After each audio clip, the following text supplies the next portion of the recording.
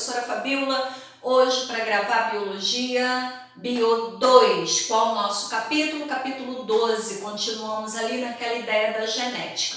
Primeiro a gente vai fazer um passando aqui pelos tópicos iniciais da tua apostila, mas já te tranquilizo que desses tópicos especiais, dessa passada aí por esses tópicos, o que você de fato aí vai ter que guardar na sua cabeça é o cariótipo humano. Os outros a gente vai entender o que acontece e quando cai pouco, e quando cai no vestibular, cai de uma forma que ele bota colas ali na questão. Normalmente ele não te obriga a memorizar isso aqui. É importante que você conheça e saiba que se aparecer uma questão de genética sobre isso, normalmente ele te dá ali colinhas, certo? Então vamos lá. Cariótipo. O que é o cariótipo? É a forma de eu representar ali o total de cromossomos de uma espécie. Na espécie humana, a gente pode representar o cariótipo de duas formas, tá? Então eu posso representá-lo assim ou assim. Claro que a gente vai no cariótipo colocar ali determinar qual é o sexo. Por isso a gente sempre vai representar de uma forma ou de outra os cromossomos sexuais. Então vamos lá, ó. Aqui o feminino e o masculino. Então a espécie humana são 46 cromossomos do total. Como que eu represento? Se for uma mulher, 44 autossômicos, que são aqueles semelhantes, com a mesma sequência de características, mais 2 sexuais do tipo X. Então, 44 mais 2, 46. Observe que tem um sinal de mais aqui. Outra forma de eu representar é tiro o sinal de mais e boto um ponto e vírgula. Só que aí vai mudar um pouquinho, ó. Antes do ponto e vírgula, eu coloco o número total de cromossomos. No caso da espécie humana, 46. Só que agora não tem mais o sinal de mais aqui, é só ponto e vírgula. E depois do ponto e vírgula, eu especifico os cromossomos sexuais para que quando alguém olhe o cariótipo, saiba se se trata de uma mulher ou de um homem. No caso da mulher, 46, ponto e vírgula, cromossomos XX, o sexual, então eu sei que é uma mulher. No masculino, o que mudou? A espécie humana, o masculino é heterozigótico. Ele tem 2 cromossomos absolutamente diferentes, o X e o Y. Então eu posso representar com aquela fórmula do sinal de mais, onde eu coloco 44 mais 2, só que agora X e Y, ou eu represento com a história do ponto e vírgula. 46 é o total e aqui especificando após a vírgula os cromossomos sexuais. Esse aqui é óbvio da espécie humana, você tem que saber, certo? No item 2, ele vai dar uma passada aí pelas espécies de animais e como se comporta essa história aí dos cromossomos sexuais. Primeiro a gente tem humanos que a gente já viu aqui. Então, para humanos, o que acontece? Mulher é XX, homem é XY. Então, na espécie humana, a gente tem 2 tipos de cromossomos, um X e um Y. Se for mulher, X em dupla, se for homem, XY. É óbvio que os cromossomos sexuais, eles terão neles genes que vão determinar características relativas ao sexo. Então, exemplo, é óbvio que a determinação, desenvolvimento de testículos, túbulos seminíferos e o desenvolvimento dos órgãos sexuais masculinos vão estar onde? No cromossomo Y, né? Que é específico ali do sexo, certo? Sabemos também que na espécie humana, vendo adiante, não só a questão genética, mas haverão características que elas serão também influenciadas ali, elas serão influenciadas por hormônios, taxas hormonais, ok? Então vamos lá.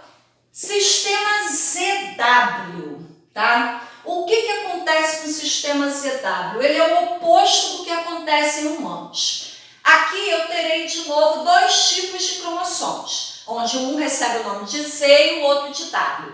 Só que agora, o macho é que tem os 2 iguais. O macho aqui tem os 2 Zs e a fêmea, Fabiola, ela é que é heterozigótica, quer dizer, tem 2 cromossomos diferentes, que é o ZW. Isso acontece em algumas aves, em borboletas e alguns peixes.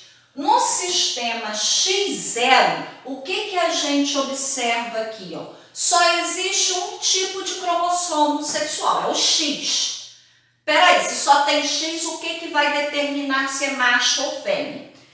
O macho, ele só tem um cromossomo sexual. Por isso, do lado aqui tem dizendo que é 0, quer dizer, não tem outro, só tem um. E a fêmea? A fêmea tem 2. É do mesmo tipo, mas tem 2, certo? Isso vai acontecer em alguns insetos, como por exemplo, os gafanhotos. E o sistema Z0? É parecido com o de cima, só que agora inverteu a história do macho e da fêmea. Aqui, de novo, eu só terei um tipo de cromossomo sexual, tá? Que será agora chamado de Z. E aí dependerá se será macho ou fêmea, se aparecerem 2 eixos ou tiver apenas um. Só que agora inverteu com o de cima.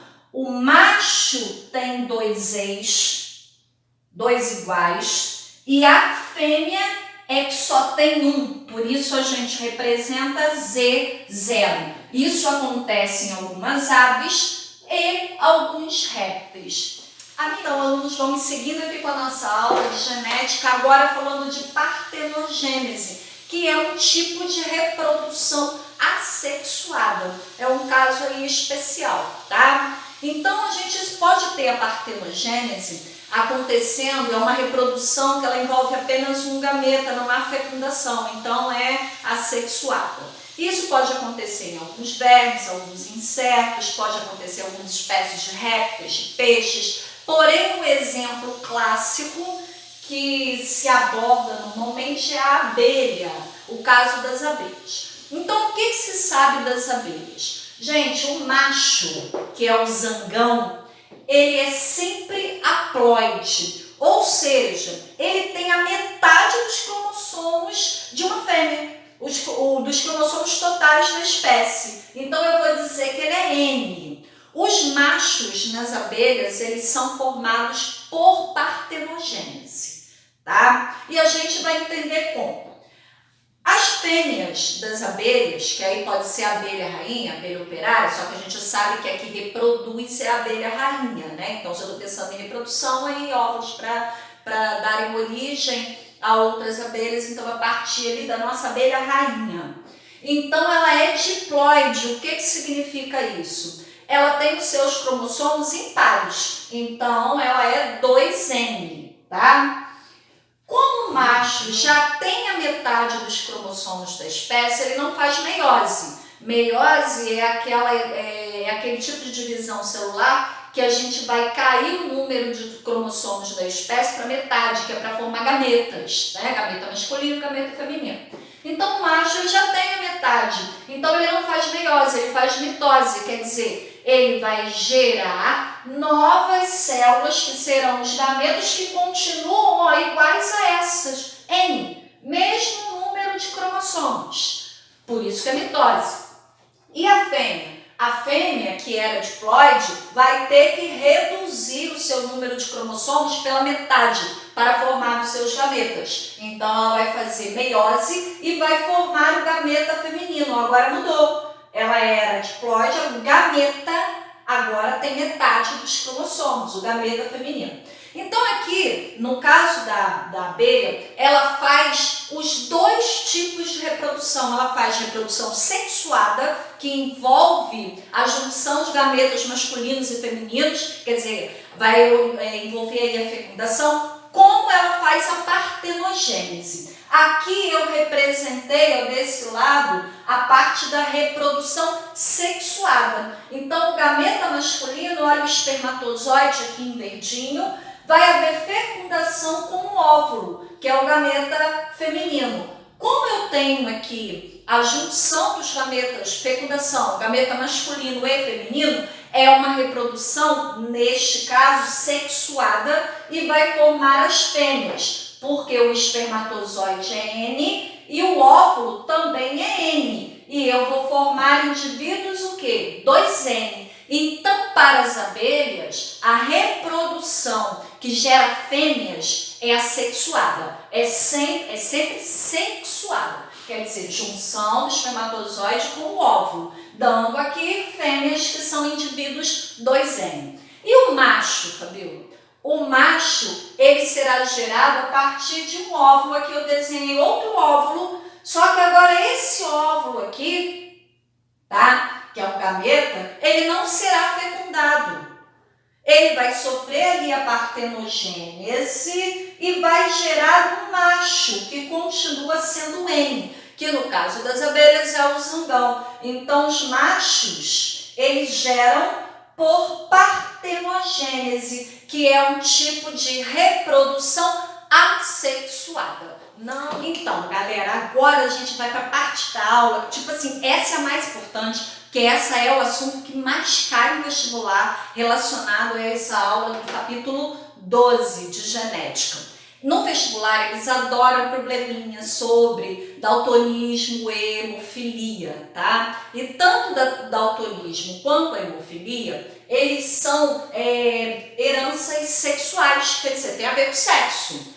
Essas heranças sexuais, de uma maneira geral, elas vão ter, como o nome já diz, a ver com sexo. Ou tem a ver especificamente com o cromossomo X, ou com o cromossomo Y, ou estão relacionadas até com fatores hormonais. A gente vai ver adiante. O fato é que elas estão ligadas ao sexo. Só que dentre essas condições, essas heranças ligadas ao sexo, essas heranças, na verdade, heranças sexuais relacionadas com o sexo, a gente vai ter as que mais caem, estão aqui, ó, no 4.1, que é o daltonismo e a hemofilia. E as duas condições são muito semelhantes, só vai mudar a letrinha que você vai usar. Mas o raciocínio é exatamente igual, porque tanto o daltonismo quanto a hemofilia são heranças recessivas ligadas ao cromossomo X. Fabíola, o que significa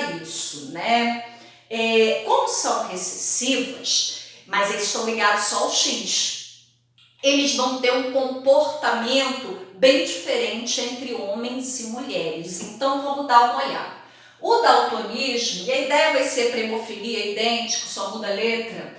Para que uma mulher seja normal, como ela é recessiva e a mulher é XX, a mulher normal tendo um gene dominante, ela já é normal. Ela não terá o daltonismo, tá? E nem a hemofilia.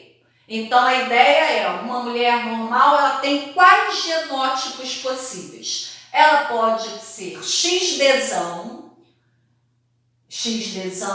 ou XDzão, XDzinho. Você observa que aqui ela até tem o cromossomo X, que tem o gene para o daltonismo, mas ela não é daltônica, porque o outro X tem o gene dominante, tá? Então ela será normal. Uma mulher, para ser daltônica, há necessidade que ela seja XDzinho e XDzinho, quer dizer, tenha o gene recessivo, o gene para o daltonismo, nos dois cromossomos. E para o homem, como que vai se comportar? O homem só tem o cromossomo X, então é só ele que a gente vai analisar. Um homem normal, ele só tem um genótipo possível. É obrigatório que o cromossomo X seja Dzão. Ele é normal, o Y não tem um gene para o daltonismo, então não coloco nada.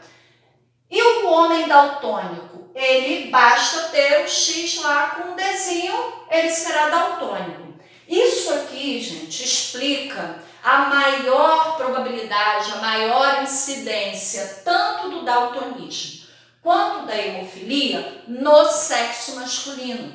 Porque para o homem, basta apenas receber um cromossomo X que tenha um Dzinho, ele já será daltônico. Basta ele receber um cromossomo X que tenha um Hzinho e ele já será hemofílico. Na hemofilia, você vai olhar aqui absolutamente igual ao daltonismo, o raciocínio. Só muda a letra. Ao invés de D, eu vou usar o H. Então, mulher normal, XHzão, XHzão ou XHzão, XHzinho. Para que a mulher seja hemofílica, os dois X têm que ter o Hzinho. E para o homem normal, ele tem que ser XHzão, não está relacionado com Y. E o homem hemofílico, basta ter lá o X, o Hzinho lá no X, acabou, ele já é hemofílico. Certo? Isso aqui cai muito, desse capítulo é o que mais cai no vestibular. Então, como é o que mais cai, eu quero te mostrar uma coisa que às vezes dá uma duvidazinha na hora do problema. Então, vamos fazer um probleminha aqui? Então, vamos fazer esse probleminha aqui. Uma mulher com visão normal, então a mulher tem a visão normal. Tá? Se a mulher, eu já coloquei aqui, ela tem visão normal, obrigatoriamente um X dela tem desão. E o outro, Fabiola, não sei. Vamos ver. Cujo pai é daltônico. Se o pai dela é daltônico, você concorda que um X ela recebeu do pai. O pai, né, sexo masculino, para ele ser daltônico, ele só doa o X com Dzinho. Então, ela recebeu o X com Dzinho lá do pai que é daltônico. Então, aqui nesse problema, ó, pai daltônico casa-se com um homem daltônico. Então, homem daltônico. Então, do homem ficou fácil aqui. Qual é o genótipo dele? O único genótipo possível para ele ser daltônico é XDzinho Y. Agora, como que a gente faz? A gente não vai montar o nosso quadrinho de Punnett, igual a gente fazia ali. Então, a gente vai pegar o genótipo da mulher, o genótipo do homem e vamos colocar aqui, ó, o da mulher é o quê? Eu separei ali, XDzão, XDzinho. E do homem? XDzinho, Y. E vamos resolver aqui o nosso quadro de Punnett. Ficou como? XDzão da mãe com XDzinho do pai. XDzinho da mãe com XDzinho do pai. XDzão da mãe com Y do pai, que não boto nada aqui. XDzinho da mãe com Y ali do pai. Aí vamos resolver essa nossa questão aqui. Qual é a pergunta final? Determine a probabilidade de terem, atenção, um menino, então ele quer o sexo daltônico. Ah, Fabiola, você ensinou para mim que falou de sexo, já coloca meio. Nesse caso, não vamos precisar. Por quê? Porque o nosso quadro, a gente já não está retratando quem é do sexo masculino e feminino.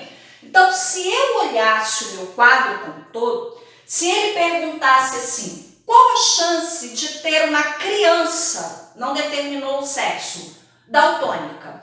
Eu ia olhar para o meu quadro e eu ia ver que aqui, ó, a menina seria daltônica e aqui teria um menino daltônico.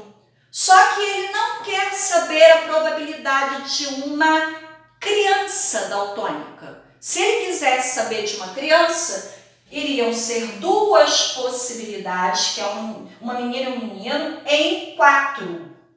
Seria 2 sobre 4, simplificou, seria meio. Só que ele não quer saber o que é qual a probabilidade de uma criança daltônica, ele quer saber a probabilidade de um menino. Então, ele está sim condicionando já o sexo. Então, eu já resolvo isso, não coloco meio. Eu já resolvo isso direto ali no meu quadro. Essa aqui seria daltônica, só que é menina, que é XX. Menino daltônico é só este aqui, certo?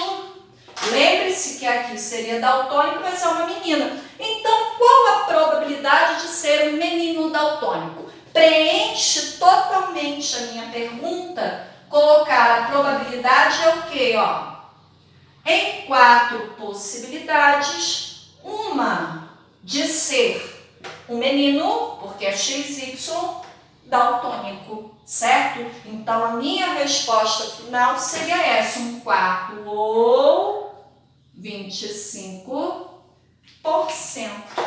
Acabou. É isso. Simples assim. Fabiola, se fosse hemofilia, resolvo da mesma maneira. Só utiliza ali o H. Tá? Isso é o que mais cai desse módulo no vestibular.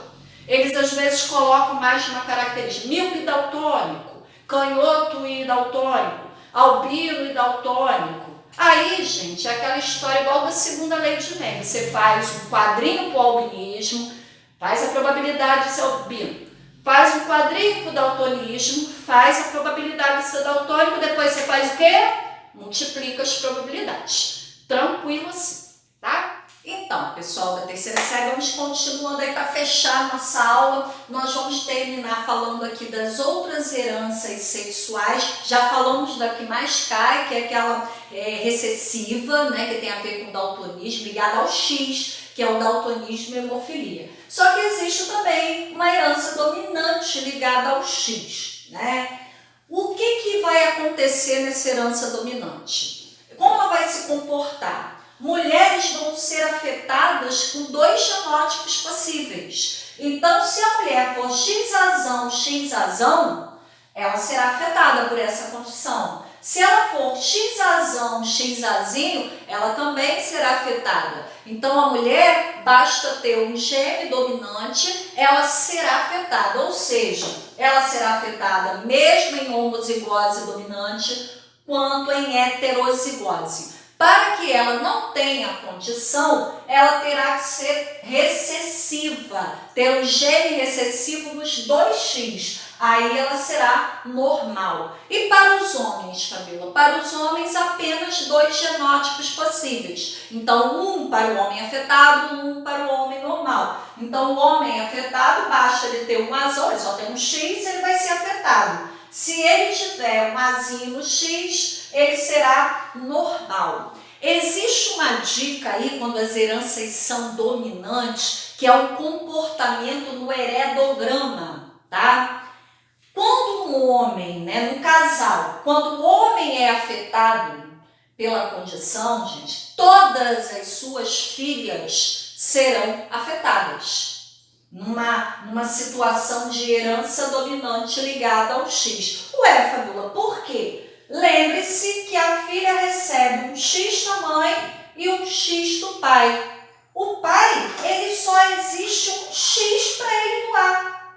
Então, o pai sempre vai doar esse X-azão para suas filhas. Logo, todas as filhas, todas as mulheres da prole aqui desse casal serão afetadas por essa condição. É uma característica ligada aqui à herança sexual. Fabiola, e os homens? Os homens vai depender aqui também, vai depender eles poderão ser ou não, depende também aqui do genótipo da mãe, tá? Então vamos lá agora para a outra herança sexual, que agora é a herança ligada ao cromossomo Y.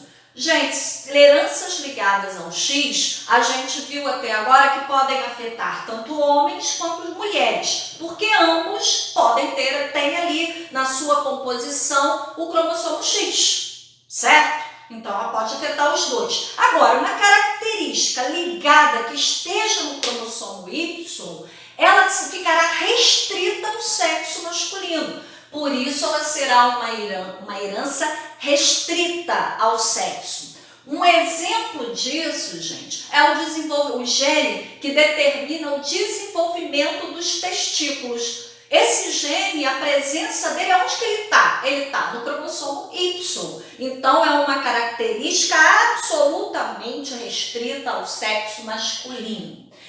Também é chamado em provas de vestibulares, ao invés de falar herança ligada ao cromossomo Y, você vai ter que deduzir que ela é restrita ao sexo masculino e ela tem um nomezinho chamado de herança holândrica. Então, herança holândrica é quando é uma herança ligada ao cromossomo Y e que é restrita ali ao sexo masculino, certo? A gente tem também as heranças influenciadas pelo sexo.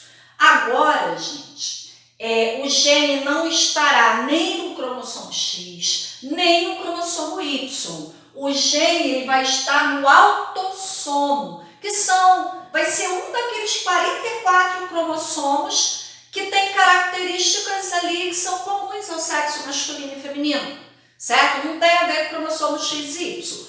Só que essas características, apesar de estarem no autossomo, apesar de não estarem nem no X nem no Y, elas vão se comportar de maneira diferente entre os sexos. Tá? Um exemplo disso é a calvície.